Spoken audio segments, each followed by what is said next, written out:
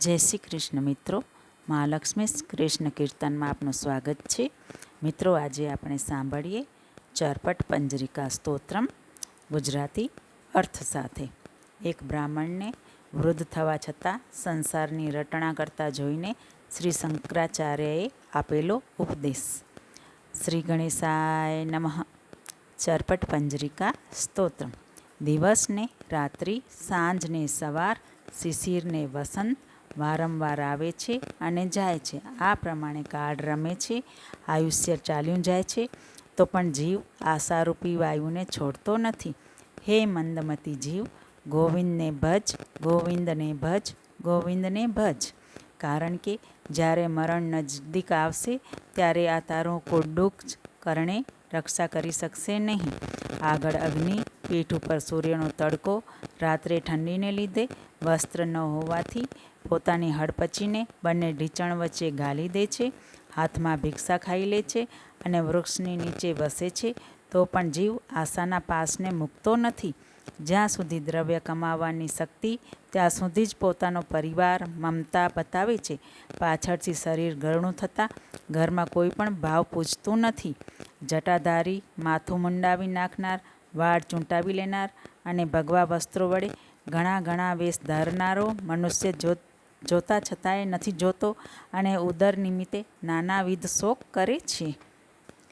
જેણે લગાર પણ ભગવદ્ ગીતાનો અભ્યાસ કર્યો છે, જેણે જરા સરખું ગંગાજળનું પાન કર્યું છે તથા જેણે પ્રભુની પૂજા કરી છે, તેનું નામ યમરાજ કેવી રીતે લઈ શકવાના છે? અંગ ગળી ગયું છે, માથે ધોળા પડિયા આવી ગયા છે, મુખમાંથી દાંત પડી ગયા છે, લાકડીના ટેકાથી ચાલે છે, તો પણ આશારૂપી પિંડનો ત્યાગ કરતો નથી. મનુષ્ય બાળક હોય ત્યાં સુધી રમતમાં આનંદ માને છે, યુવાનીમાં વિષયમાં આનંદ માને છે અને વૃદ્ધ થાય છે ત્યારે જંજાળની ચિંતામાં પડે છે, પરંતુ પરબ્રહ્મમાં કોઈ પણ સંબંધ કરતો નથી. આ ન તરી શકાય એવા અને અપાર સંસાર સાગરમાં વારંવાર જન્મ લેવા મરવું તથા માતાના ગર્ભમાં સૂવું પડે છે. માટે હે મુરારી, કૃપા કરી આપ અમારું રક્ષણ કરો. રાત્રિ દિવસ, પક્ષ, માસ, અનયન અને વર્ષ કેટલીય વાર આવ્યા અને ગયા, તો પણ લોકો ઈર્ષ્યા અને આશાઓ છોડતા નથી. ઉંમર જતાં કામ વિકાર ન શોભે, જળ સુકાઈ જતાં તળાવ ન શોભે, ધનનો નાશ થયા પછી પરિવાર શો અને તત્વજ્ઞાન જાણ્યા પછી સંસાર ક્યાં રહ્યો?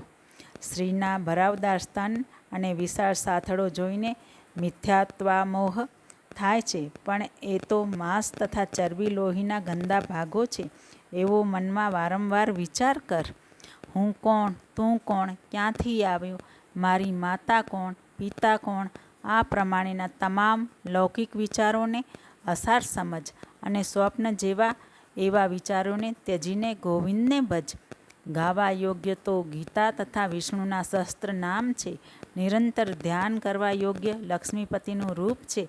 ચિત્તને સત્પુરુષોના સંગમાં લઈ જવું યોગ્ય છે અને દ્રવ્યધીન લોકોને આપવું યોગ્ય છે.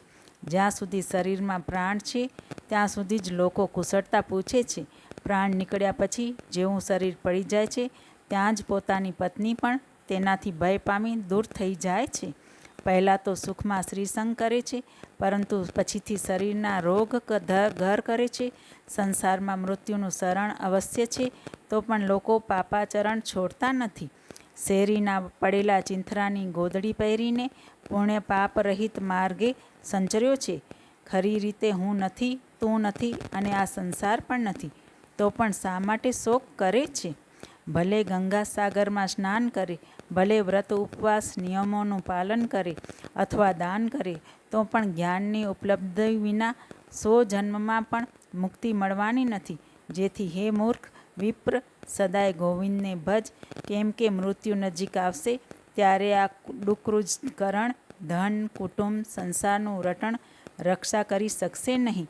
ઇતિ શ્રીમદ શંકરાચાર્ય વિરચિતમ ચરપટ પંજરિકા સ્તોત્રમ વ્યાખ્યા સંપૂર્ણમ. બોલો શ્રી કૃષ્ણ કનૈયા લાલ કી જય. મિત્રો, તમને સારું લાગે તો મારી ચેનલને સબસ્ક્રાઈબ ને લાઈક કમેન્ટ કરજો. બાજુમાં આપેલ બેલના બટનને પ્રેસ કરીને નોટિફિકેશન ઓન કરી દેજો, જેથી પહેલો વિડીયો તમારી પાસે આવે. તમારા ફ્રેન્ડ્સ ફેમિલીમાં શેર કરજો. મને સાંભળવા માટે ધન્યવાદ. જય શ્રી કૃષ્ણ.